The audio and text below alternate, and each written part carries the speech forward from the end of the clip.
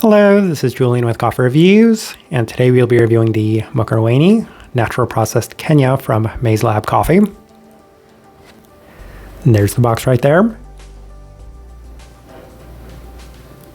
And Mazelab, based out of Prague, Czech Republic. And they're a coffee roaster that's appeared on this channel quite a bit this year, and that is because we did place a pretty substantial order with Airworks. But there is a pretty funny backstory behind this coffee, so bear with me for just 1 second.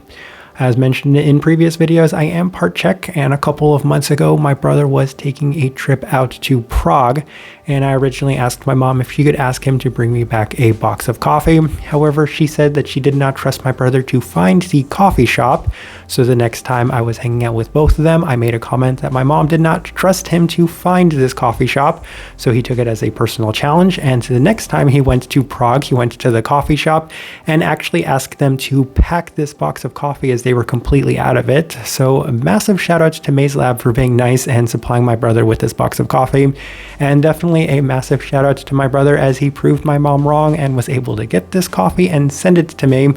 Unfortunately, my brother will probably not watch this video as he does not drink coffee whatsoever, which is kind of funny. But this coffee did catch my interest because we have had some great success with natural processed Kenyan coffees over the years, and when I saw Mazelab offering this one, even though I haven't necessarily had the best success with Mazelab, I was still curious to see how it would turn out given we've had a pretty good success rate with natural processed Kenyan coffees. So it'll be interesting to see how it turned out, as this right here is day 42.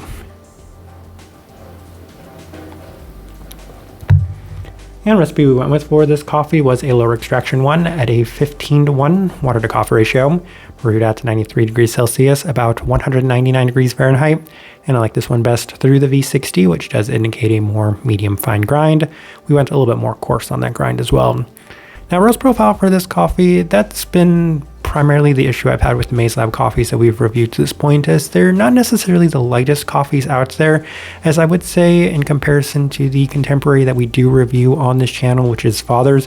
Father's, the majority of the coffees we've had from them have been notably lighter than almost anything that we've had from Mazelab as well, and that continued to be the case with this one, as this one also had a fair bit of development to it. So in the same way we've described a lot of their coffees in the past as being on the more developed side of a medium light, I can definitely say that that was the case with this one right here, as in comparison to a majority of the European coffee roasters we also review on this channel, it definitely has a bit more development in comparison to them. With all that out of the way, let's go ahead and start discussing this coffee. Day 21, first impression, and we opted for the V60, so we probably could have started this coffee a little earlier, truth be told, given our experiences with them. But it definitely had a bit more intensity than expected, as it does have some similarities to the other Mazelab coffees we've reviewed, including a slight vegetal quality, which was a pretty big characteristic within the washed Kenya that we reviewed from them. Plenty of heaviness to the berry characteristics, as it certainly wasn't the cleanest coffee, a bit more intense and robust overall, but that's probably in line with the expectations we had for what this coffee was. Day 24 through the Chemex, and there was a little change, as it's still heavier and more intense than expected with it, even with it being a natural processed coffee. So I did have an expectation that I was probably going to skew in that direction, but I wasn't really expecting it to be quite this heavy. Usually when it comes to coffees like this, the early impressions can be a little bit more subdued, and then it opens up from that point going forward, but this one was already pretty high in terms of the overall intensity and heaviness. Some subtle stone fruit characteristics, but it is more reminiscent of heavier natural Ethiopian coffees than what we usually experience from natural processed Kenyan coffees, with a little less of a vegetal characteristic this time around, so I was really hoping that was probably just going to go away with time. Day 27 through the UFO brewer, and this is offering one of the better experiences we've had from any Mazelab coffee up to this point, truth be told, as it's a bit cleaner with a more prominent, darker stone fruit quality and significantly less of the vegetal characteristics. In hindsight, and I remember thinking this when taking the notes and making the tasting wheel, we probably should have gone back to the UFO brewer one more time, but I just don't like brewing the 13-gram doses with the UFO brewer as opposed to the 20-gram doses we brew with the V60. So it was lacking the desired level of cleanliness, but it was trending in a cleaner direction. And I've mentioned in other reviews that the UFO brewer probably seems to work better with slightly more developed coffees, largely because I do think it was made with a lot of Korean coffee, the profile of Korean coffee roasters in mind. So that could be why it did perform a little bit better in this brew method. Day 29 through the V60 with some lower extraction adjustments, so 16-1 at 93 degrees Celsius, which I believe is Mazelab's recipe. And the coffee is better than some of the early days, as it might help balance the heaviness with more of the dark fruit characteristics at a decent level of clarity.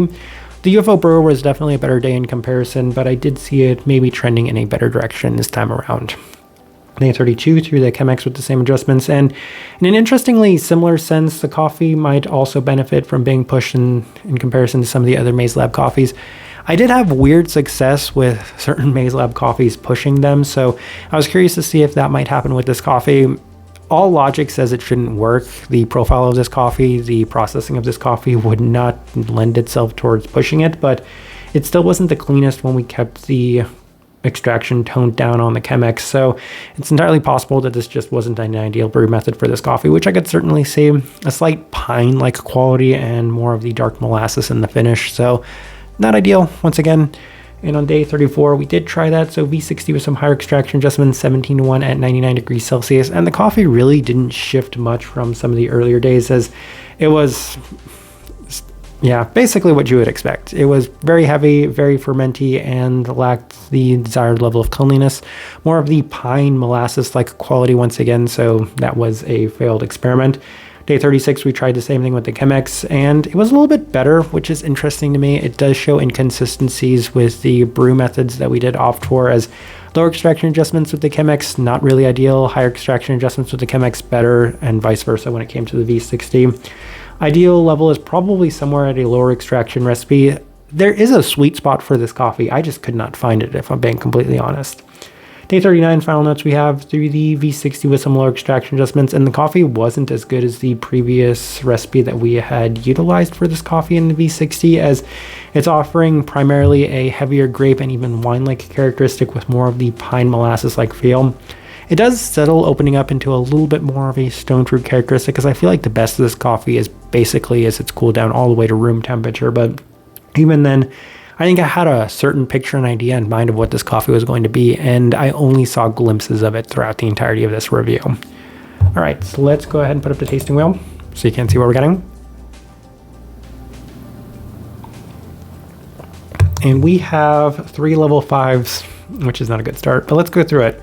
We'll start with the finish, level 5, and we will discuss that alongside of the berry fruit level 5 and the acidity level 5, largely because those 3 all work together. It does have that winey acidity, booziness that is pretty heavy and lingers on the palate for a fair bit. Couple that with a little bit of a roast characteristic, and that's what the overall experience of this coffee was within the finish. And it's worth highlighting all of those things at the same time, because this coffee was super bright, it was super berry forward, and wasn't necessarily the cleanest. It did have that, I want to say, overbearing, long-lasting intensity that I often say if we can keep the finish toned down, then it works out, but we could not keep the finish toned down. This coffee was just a little bit more heavy than I would necessarily like, so level 5s across the board for those 3 things. Let's go through the level 4s. We'll start with the sweetness level 4. I always say that I do want to separate intensity from sweetness, because you can perceive a coffee to be sweeter than it is, largely because it's so overly intense. But this coffee, it has average level of sweetness for a natural processed coffee. It's not above that, even though you might expect it to be going into it. And the sweetness largely comes from just all of that heaviness, the berry qualities to it. Yeah, it's super intense, and if it's super intense, then it's going to at least have a little bit of sweetness to it. So level 4, where we opted to put that.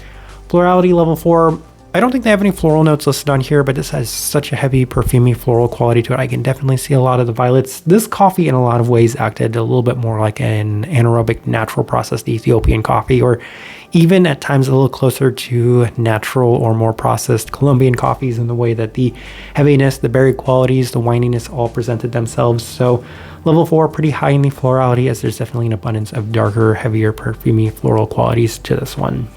A couple of level 3s. We'll start with the spice level 3. I did mention there's that interesting kind of pine vegetal quality at times, and it did present in a slightly spiced sense. So level 3 is where we opted to put that. Citrus fruit level 3. I would think that with it being a Kenyan coffee, you would probably expect a higher level of citric characteristics. I can think of something along the lines of a grapefruit, a slightly, I want to say grapefruit zest, given the bitterness of this coffee too. So level 3, where we opted to put that, stone fruit level 3. Going into it, I was really hoping that this coffee would be overly stone fruit forward, that it was going to be clean and it was going to present in a very plum-like sense, but I only got traces and glimpses of that. I will put this on May. I do think that there is a sweet spot for this coffee, whether it be at extremely low extraction adjustments or whether it be somewhere in between. But I think if you can get that, you can somehow bump this up to maybe higher level 3, lower level 4 cleanliness, finish at a more moderate level 4, and the stone fruit at a level 4, probably balanced out with the berry fruit. I just couldn't get it. So level 3 is where we opted to put that. 2 final things worth discussing: the body at a level 3. Plenty of body and texture to it. I feel like that was fully expected. Kenyan coffees in general tend to have that. Couple that with it being a natural processed coffee, and I fully expected a little bit more. It could have probably been on a level 4, but a little bit more medium bodied overall. And then the final thing worth discussing, cleanliness level 3.